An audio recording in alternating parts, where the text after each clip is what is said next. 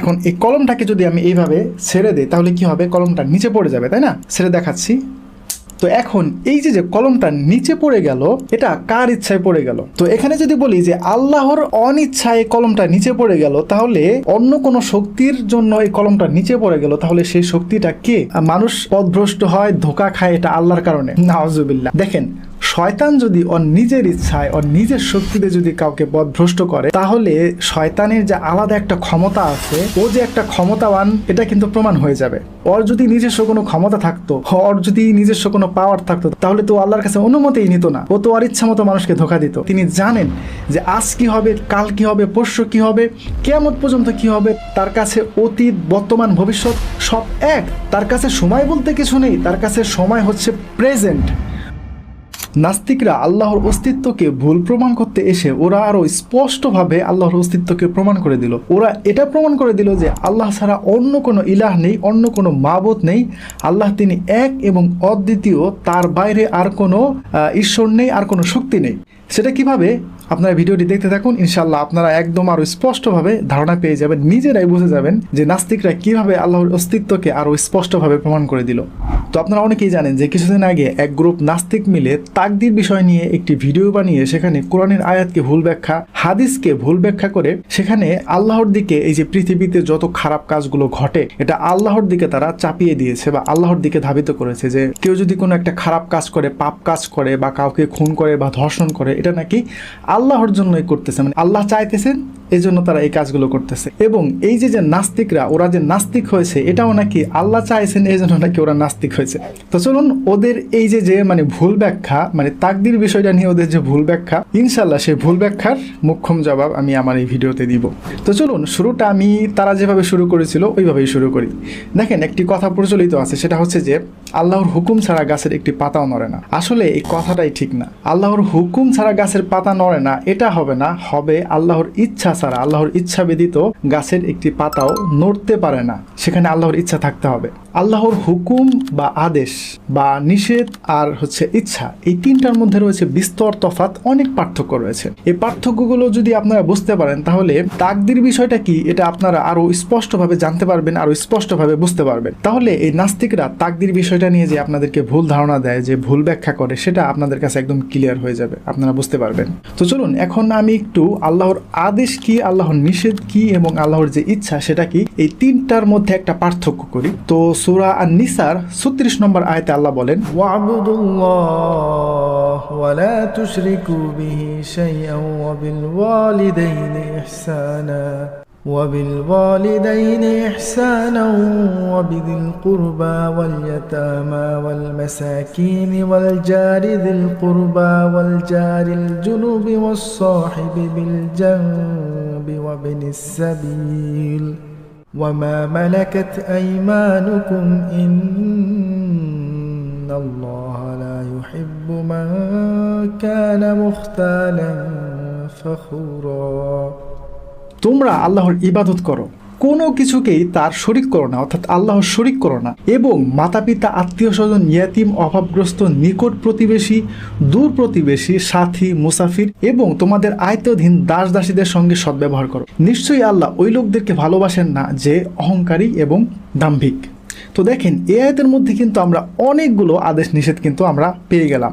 তো এখন দেখি যে আল্লাহর ইচ্ছা কি। তো এইটা দেখার আগে ওই নাস্তিকদের একটা ভিডিও ক্লিপ ছোট্ট আমি আপনাদেরকে দেখাই যে ওরা কত বড় মিথ্যাবাদী এবং মিথ্যাচার করছে কোরআনের আয়াত নিয়ে। মানুষ যা ইচ্ছা করে সেটিও আল্লাহর ইচ্ছাতেই করে। ধরুন কেউ ধর্ষণ বা ডাকাতি করার ইচ্ছা করলো, এটিও আসলে আল্লাহর ইচ্ছা অনুযায়ী হয়েছে। তো দেখেন, ও এটা বলতে চাইলো যে কেউ যদি ধর্ষণ করে, খুন করে, এটা নাকি আল্লাহ তাদেরকে মানে হুকুম করছেন বা তাদেরকে দিয়ে কাজগুলো করাচ্ছেন, ও এটা বোঝাতে চাইছে। কিন্তু দেখেন, আল্লাহ সুবহানাহু ওয়া তাআলা কিন্তু কোরআনে কিন্তু স্পষ্টভাবে বলে দিয়েছেন। সূরা আনামের 51 নম্বর আয়াতে, قل تعالوا أتلوا ما حرم ربكم عليكم ألا تشركوا به شيئا وبالوالدين إحسانا ولا تقتلوا أولادكم من إملاق نحن نرزقكم وإياهم ولا تقربوا الفواحش ما ظهر منها وما بطن ولا تقتلوا النفس التي حرم الله إلا بالحق ذلكم وصاكم به لعلكم تعقلون এসো তোমাদের প্রতিপালক তোমাদের জন্য যা নিষিদ্ধ করেছেন তা পড়ে শোনায়। তা এই যে তার সাথে কোনো কিছুকে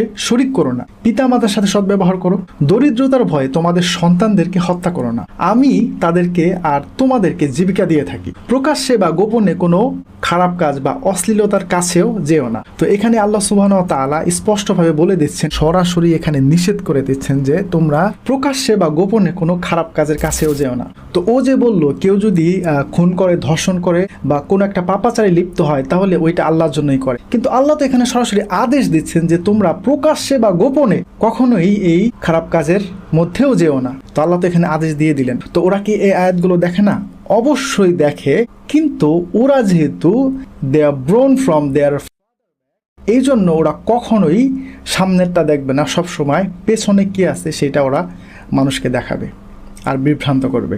তো এখন দেখি আল্লাহর মানে ইচ্ছা বলতে আসলে কি বোঝানো হয়। সূরা আনামের 59 নম্বর আয়াতে আল্লাহ বলেন, وعنده مفاتح الغيب لا يعلمها إلا هو ويعلم ما في البر والبحر وما تسقط من ورقة إلا يعلمها ولا حبة في ظلمات الأرض ولا رطب ولا يابس إلا في كتاب مبين। সমস্ত গায়েবের চাবিকাঠি তার কাছে, তিনি ছাড়া আর কেউ তা জানেন না।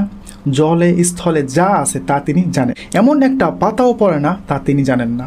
জমিনের গহীন অন্ধকারে কোনো শস্য দানা নেই কোনো ভেজা ও শুকনো জিনিস যা সুস্পষ্ট কিতাবে লিপিবদ্ধ নেই। সূরা ইউনূসের 61 নম্বর আয়াতে বলেন, وما تكونوا في شأن وما تتلو منه من قرآن ولا تعملون من عمل إلا كنا عليكم شهودا إذ تفيضون فيه وما يعزب عن ربك من مثقال ذرة في الأرض ولا في السماء ولا أصغر من ذلك ولا أكبر إلا في كتاب مبين। আর হে মুহাম্মদ সাল্লাল্লাহু আলাইহি ওয়াসাল্লাম, তুমি কোনো কাজেই ব্যস্ত থাকো না অথবা কোরআনের কোনো অংশই পাঠ করো না, এবং তোমরা মানুষ এমন কোনো কাজ করো না যার উপর আমি সাক্ষী থাকি। অর্থাৎ তোমরা এমন কোনো কাজ করো না যে সেই বিষয়ের উপরে আমি সাক্ষী থাকি। গোপনে যদি কোনো কাজ করেন তাহলে তো সেই সাক্ষী মানুষ থাকবে না, ওইটা তো আল্লাহ সাক্ষী থাকবেন, তাই না? তো ওই কথাটাই আল্লাহ এখানে বলতেছেন, তোমরা যা কিছুই করো না কেন তোমার প্রতিপালকের কাছ থেকে পৃথিবীতে বা আকাশে অনুপরিমাণ অথবা তার চেয়েও ছোট, এখানে পরমাণুর কথা আল্লাহ বলতেছেন যে পরমাণুর চেয়েও যদি ক্ষুদ্র কিছু হয় বা বড় কিছুই দূরে নেই যা স্পষ্ট কিতাবে লিপিবদ্ধ নেই। অর্থাৎ এই সব বিষয়গুলো, এই সব বস্তুগুলো সম্পর্কে আল্লাহ জানেন। তো এগুলো হচ্ছে আল্লাহর ইচ্ছা। তো এগুলো যে ঘটতেছে এগুলো সম্পর্কে আল্লাহ জানেন, আল্লাহ এগুলো সম্পর্কে জ্ঞান রাখেন। অর্থাৎ এই যে বিষয়গুলো ঘটতেছে আল্লাহ এগুলোকে ঘটতে দিচ্ছেন, এগুলো আল্লাহর জানার বাইরে নয়। আমি আপনাদেরকে একটা সাধারণ উদাহরণ দিতে পারি, সেটা হচ্ছে যে দেখেন এই যে একটা কলম, এখন এই কলমটাকে যদি আমি এইভাবে ছেড়ে দিই তাহলে কি হবে? কলমটা নিচে পড়ে যাবে, তাই না? ছেড়ে দেখাচ্ছি, কি হলো? কলমটা নিচে পড়ে গেল। তো এখন এই যে কলমটা নিচে পড়ে গেল, এটা কার ইচ্ছায় পড়ে গেল? এখন আমরা যদি বলি যে এই কলমটা আল্লাহর ইচ্ছায় পড়ে গেল, তো এটা তো ঠিক আছে। এখন আমরা যদি বলি যে আল্লাহর ইচ্ছায় পড়ে নাই, এমনিতে এই কলমটা পড়ে গেছে, এমনিতে তো আর কোনো কিছু নিচে পড়তে পারে না, এমনিতে তো এই কলমটা নিচে পড়ে যেতে পারে না, এখানে অবশ্যই কোনো একটা শক্তি কাজ করেছে। তো এখানে যদি বলি যে আল্লাহর অনিচ্ছায় এই কলমটা নিচে পড়ে গেল, তাহলে অন্য কোনো শক্তির জন্য এই কলমটা নিচে পড়ে গেল, তাহলে সেই শক্তিটা কে? তাহলে তো আল্লাহ ছাড়া এমন কোনো শক্তি রয়েছে যেটা যার জন্য এই কলমটা নিচে পড়ে গেল। তাহলে তো এখানে আল্লাহ একক ঈশ্বর নন, আল্লাহ একক খোদা নন, আল্লাহ ব্যতীত অন্য কোনো শক্তি আছে, অন্য কোনো ঈশ্বর রয়েছে যার ইচ্ছায় এই কলমটা নিচে পড়ে গেল।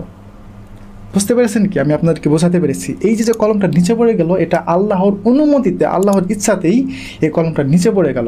আল্লাহ যদি চান যে এই কলমটা নিচে পড়বে না, তাহলে এই কলমটা নিচে পড়বে না, কলমটা এভাবেই থেকে যাবে। আশা করি আল্লাহর যে ইচ্ছাটা, সেই ইচ্ছাটা আপনারা এখান থেকে স্পষ্টভাবে বুঝতে পেরেছেন যে আল্লাহর ইচ্ছাটা কি। আল্লাহর ইচ্ছা হচ্ছে অনুমতি, অর্থাৎ যে কোনো একটা কিছুকে তিনি ঘটতে দেন স্বাভাবিকভাবে, এটাই হচ্ছে আল্লাহর ইচ্ছা। তো এই পৃথিবীতে এবং পৃথিবীর বাইরে যা কিছু হচ্ছে, যা কিছু ঘটতেছে, এগুলো সবই আল্লাহর ইচ্ছা ক্রমে ঘটতেছে বা আল্লাহর অনুমতি ক্রমে ঘটতেছে। এখান থেকেই আমি মূলত এটা প্রমাণ করতে চাচ্ছি যে আল্লাহ সুবহানাহু ওয়া তাআলা তিনি যে একক ক্ষমতাবান, তিনি যে একক ঈশ্বর, তার বাইরে যে আর কোনো কারো ক্ষমতা নেই, তার বাইরে যে আর কোনো ঈশ্বর নেই, এটাই হচ্ছে তার প্রমাণ যে কোনো কিছুই আল্লাহর ইচ্ছার বাইরে হতে পারে না, কোনো কিছুই আল্লাহর অনুমতির বাইরে হতে পারে না। সুবহানাল্লাহ। তো আল্লাহ সুবহানাহু ওয়া তাআলা এই যে মানে প্রাকৃতিক নিয়মে যা কিছু ঘটতেছে, এগুলোর মধ্যে যে আল্লাহ ইচ্ছা বা অনুমতি দিয়ে রেখেছেন, এই অনুমতির মধ্যেও কিন্তু মাঝে মাঝে আল্লাহ কিন্তু হুকুম প্রয়োগ করেন। যেমন যখন ইব্রাহিম আলাইহিস সালামকে যখন নমরুদ কি করলো, আগুনে ফেলে দিল। তো আগুনের প্রকৃতি কি? আগুনের প্রকৃতি হচ্ছে জ্বালানো পোড়ানো। তো ইব্রাহিম আলাইহিস সালামকে যখন মানে নমরুদ আগুনে ফেলে দিল, তখন আল্লাহ কি ওখানে হুকুম প্রয়োগ করলেন আগুনকে? কি হুকুম প্রয়োগ করলেন? যে হে আগুন, তুমি ইব্রাহিমের জন্য শীতল বা ঠান্ডা হয়ে যাও। তো এইখানে আল্লাহ কিন্তু দেখেন প্রাকৃতিক নিয়মে যেটা মানে ঘটতে দিচ্ছেন আল্লাহ, সেটার উপরে কিন্তু আল্লাহ হুকুম চালাচ্ছেন। তারপরে হযরত মুসা আলাইহিস সালাম যখন মানে লোহিত সাগর পার হবেন, তখন সামনে তো সাগর পড়ল। তো সাগরের বা পানির যে মানে প্রকৃতি, সেটা কি? সেটা সমানভাবে কি করা? প্রবাহ হওয়া, তাই না? তো ওইখানেও কিন্তু দেখেন আল্লাহ কিন্তু হুকুম প্রয়োগ করলেন। তো আল্লাহ সেখানে হুকুম প্রয়োগ করে পানিকে কি করলেন? দুই ভাগ করে দিলেন। তো ওইটা হচ্ছে যে আল্লাহর ইচ্ছাতে কোনো কিছু হওয়ার উপরে আল্লাহ কি করেন? হুকুম প্রয়োগ করেন, যার জন্য ওই ঘটনাটি ঘটে। তো এখানে একটা জিনিস কিন্তু স্পষ্ট হয়ে গেল যে আল্লাহর ইচ্ছাতে সব কিছুই ঘটে, পৃথিবীতে সব কিছুই ঘটে, কিন্তু আল্লাহর যে এই যে ইচ্ছাতে সব কিছু ঘটতেছে, ঘটার উপরেও কিন্তু আল্লাহ কি করেন? যে হুকুম প্রয়োগ করেন, আদেশও করেন, আবার নিষেধও করেন। তো আশা করি বিষয়টা আপনারা এখন বুঝতে পেরেছেন যে আল্লাহর আদেশ কি, নিষেধ কি এবং ইচ্ছা কি। তো এখন দেখি ওরা কোরআনের যে আয়াত দিয়ে ওরা শুরু করেছিল, সেই আয়াতটা। নিশ্চয় আমি সবকিছু সৃষ্টি করেছি নির্ধারিত পরিমাণ অনুযায়ী। তো আল্লাহ এখানে কি বললেন? যে আমি সব কিছু সৃষ্টি করেছি নির্ধারিত পরিমাপে। তো আল্লাহ সুবহানাহু ওয়া তাআলা এই পৃথিবী, আসমান, জমিন এগুলো সৃষ্টি করার পূর্বে তিনি কি করলেন? একটি কলম সৃষ্টি করলেন, আর সেই কলমকে বললেন যে তুমি লিখো। তো কিয়ামত পর্যন্ত যা কিছু হবে, এই কলম কি করলো? তৎক্ষণাৎ লিখে ফেললো। তো এখানে নাস্তিকরা বলতে চায় যে আল্লাহ যেহেতু পূর্বেই সব কিছু লিখে রেখেছেন, তাই সেই লেখা অনুযায়ী আমরা কাজ করছি। তো এখানে দেখেন আমি একটা সাধারণ উদাহরণ দিতে পারি। সেই উদাহরণটা হচ্ছে দেখেন একটা মোবাইল ফোন বা একটা কম্পিউটার বা একটা গাড়ি। তো ধরেন আমি এই কম্পিউটারের কথাই বলতেছি। এই কম্পিউটারটা যখন তৈরি করছেন একজন ইঞ্জিনিয়ার বা একজন ডিজাইনার, যখন এটা তৈরি করেছেন, তখন কিন্তু ইচ্ছা মতো মানে এই দিক দিয়ে একটা খাপ লাগিয়ে, ওই দিক দিয়ে একটা খাপ লাগিয়ে, পার্টসপাতি লাগিয়ে এটা কিন্তু তৈরি করে না। এটার কভার কেমন হবে, এটার ডিসপ্লে কেমন হবে, এইটার মধ্যে কী ধরনের মেমোরি বসানো হবে, কী ধরনের সিপিইউ জিপিইউ বসানো হবে, কী ধরনের ওয়্যার ব্যবহার করা হবে, কী ধরনের মাদারবোর্ড ব্যবহার করা হবে, কয়টা স্ক্রু ব্যবহার করা হবে, এই যাবতীয় বিষয়গুলো কিন্তু এই কম্পিউটারটা তৈরি করার পূর্বেই কিন্তু যারা ইঞ্জিনিয়ার ছিল, যারা ডিজাইনার ছিল, তারা কিন্তু এটা কিন্তু এক জায়গায় তারা প্রথমে এটা কিন্তু লিখেছে, কম্পিউটার ডিজাইন করেছে। তারপরে কি করেছে? এই কম্পিউটারটাকে তারা তৈরি